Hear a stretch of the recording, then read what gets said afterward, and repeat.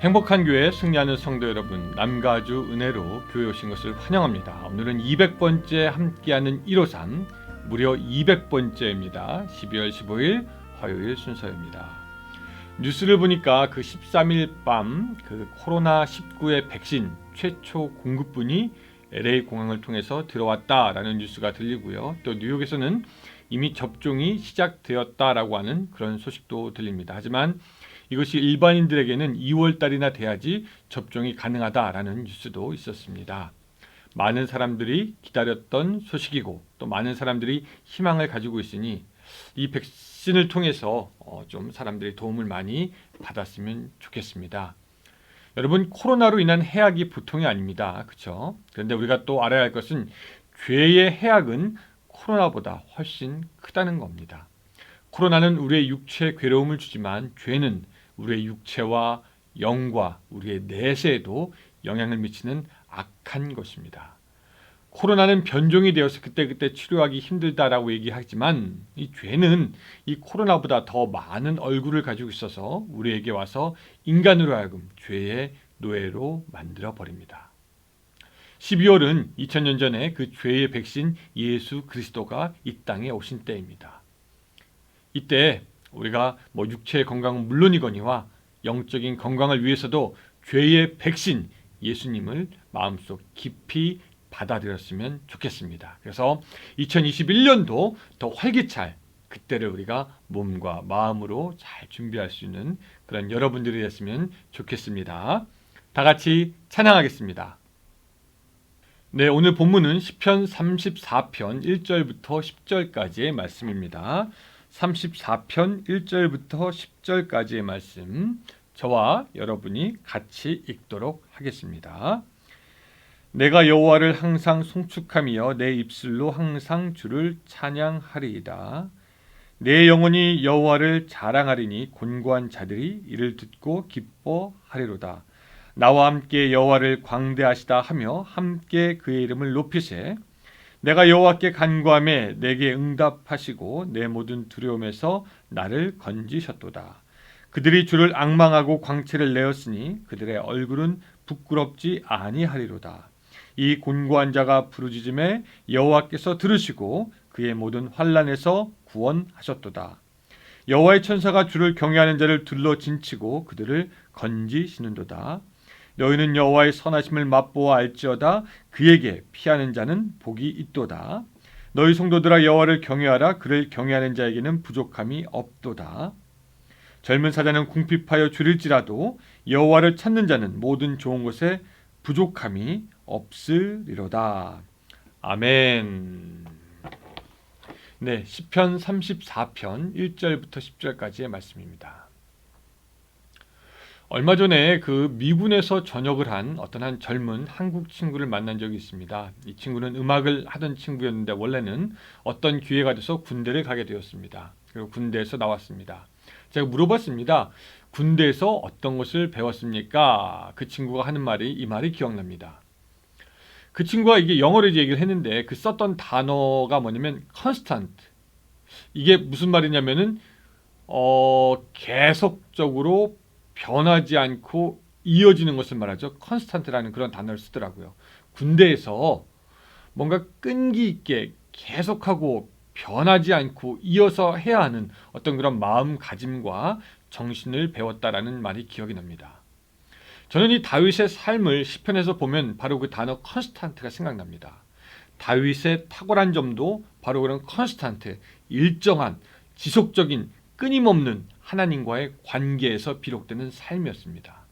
다윗은 하나님과의 관계에 있어서 항상 일정하고 끊임없이 그의 시간과 재능과 그의 삶을 들여서 하나님의 얼굴을 구하였고 하나님을 섬겼던 것을 우리가 기억합니다.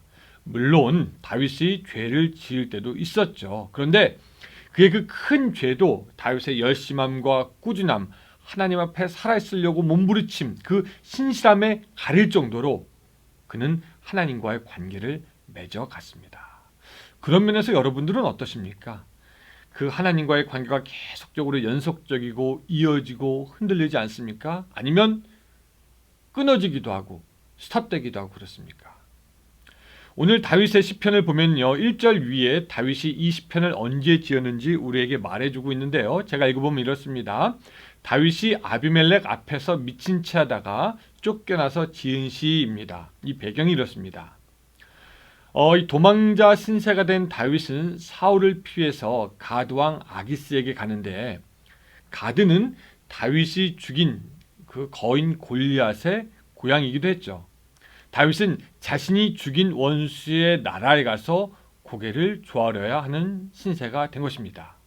그런데 다윗을 알아본 그 가드의 신사 중 한 명이 그 아기스의 왕 아비멜렉이죠. 이게 뭐라고 얘기하냐면, 저 사람이 다윗인데 사울은 천천히요 다윗은 만만히요 하면서 우리 골리앗을 죽인 사람이 바로 저 사람입니다 라고 이렇게 그 왕에게 고합니다.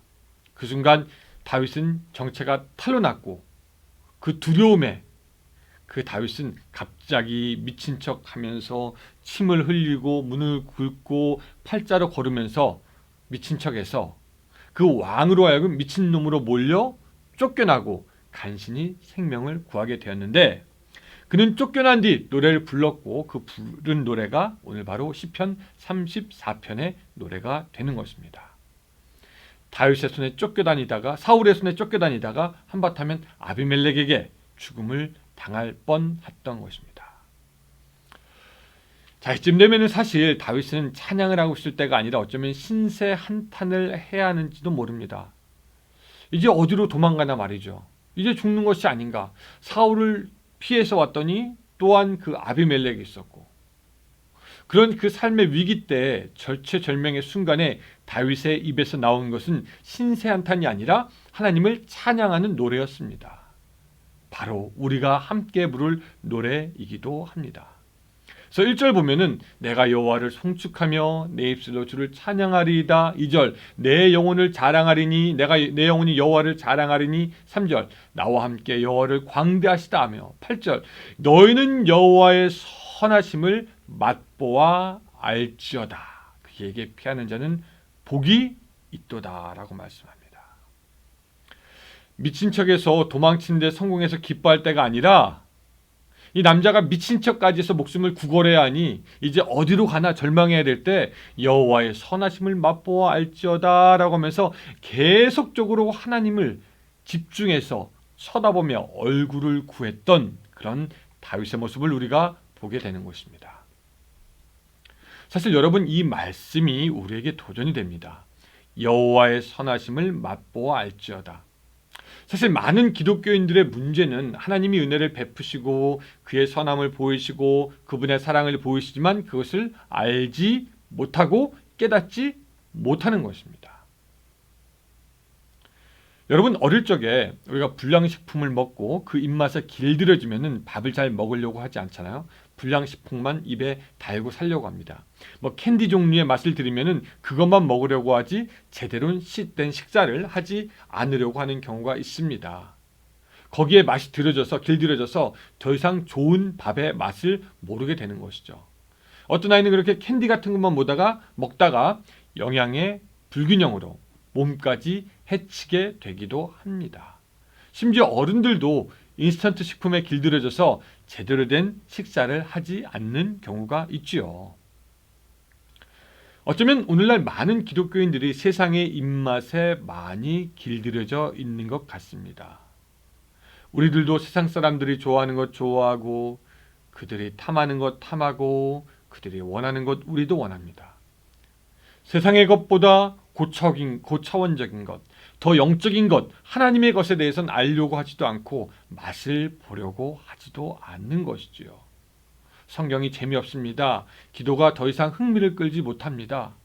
그래서 세상적으로 볼 땐 참 비만해 보이면서 다 가진 사람이긴 하지만 영적으로는 영양 불균형으로 비썩마른 우리 시대의 믿음을 보게 되는 것이죠.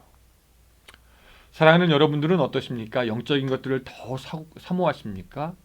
하나님과의 사귐에 대해서 더욱 간절한 마음이 있으십니까? 아니면 세상의 것에 대해서 더욱 갈급해하지는 않습니까? 더욱더 이루지 못한 세상의 것에 대한 열망이 남아있지는 않습니까? 다윗은 끊임없이 하나님에 대해서 배고픈 사람이었고 하나님은 그런 그에게 당신의 선하심을 보이시며 그를 인도하셨던 것을 우리가 기억할 필요가 있습니다. 성탄절, 어쨌든 연말연시긴 합니다.